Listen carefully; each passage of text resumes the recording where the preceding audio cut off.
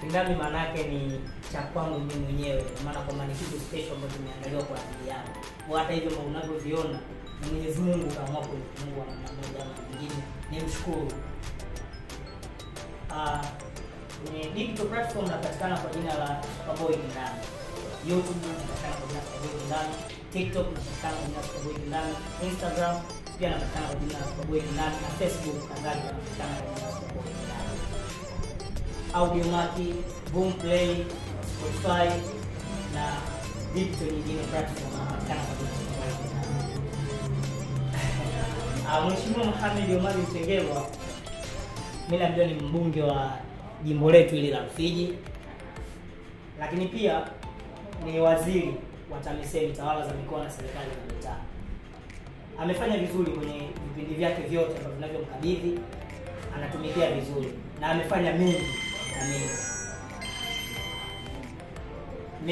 amefanya, na ameahidi mengine zaidi kuyafanya, na tuna imani ya kwamba atayafanya na atatekeleza kwa kishindo kama haya mengine ambayo aliahidi na ameyatekeleza.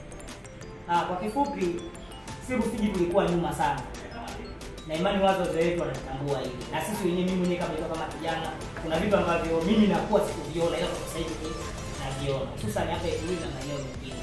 Kwa mfano, issue ya barabara, sekondari za kutosha, issue ya viwanda, issue za vyuo hivi vya college, labda masuala ya kiafya, kwenye sekta za afya, zahanati, hospitali, na hadi hospitali za rufaa Tete pale. Vile vile swala kubwa ambalo lilifanya ni kuitoa Rufiji kutoka kwenye halmashauri ya kutoka kwenye vijiji mpaka kwa kwenye halmashauri ya mji, ni issue nyingine. Kwa sasa hivi sisi kwa kwenye halmashauri ya mji tuna uwezo kwa namna moja au nyingine kuchukua fedha kwenye mkopo wa dunia, wanasema mkopo wa benki za kidunia, tuna uwezo kula kuchukua fedha kwa ajili ya kuendeleshea miradi mikubwa kama vile viwanda na kadhalika. Na maana bajeti ya nchi tu pekee yake haitoshi, na ili uweze kuchukua fedha kutoka kwenye mikopo benki za kidunia, lazima ukidhi vigezo vifuatavyo: kweli na hadhi ya manispaa, mji au jiji. Kwa hiyo tayari tumeshakamilisha, ni mji sasa hivi. Kwa hiyo nimshukuru sana Mheshimiwa Mohamed Omar Mchengerwa, na nimuongezee tu kwamba aendelee kutupambania, sisi tuko pamoja naye, na Mheshimiwa Rais mama yetu kipenzi chetu Samia Suluhu Hassan, vile vile na madiwani wale wateule na wale wa zamani, nao pia waendelee kupambana kama walivyokuwa wanapambana kwenye hili. Niseme asante. Lakini pia hapo pembeni kuna mdadhangu KTC, ni mmiliki wa media ya Kulundu TV. Huyu jamaa unajua stori zake, nazijua, mimi binafsi nazijua nilipotoka mpaka hapa. Anapambana kwa namna moja au nyingine, anajitoa. Tena maeneo mengine anaenda kwa kutumia nauli zake mwenyewe, nauli yake mwenyewe special. Na anaenda afanya kitu, anajitoa.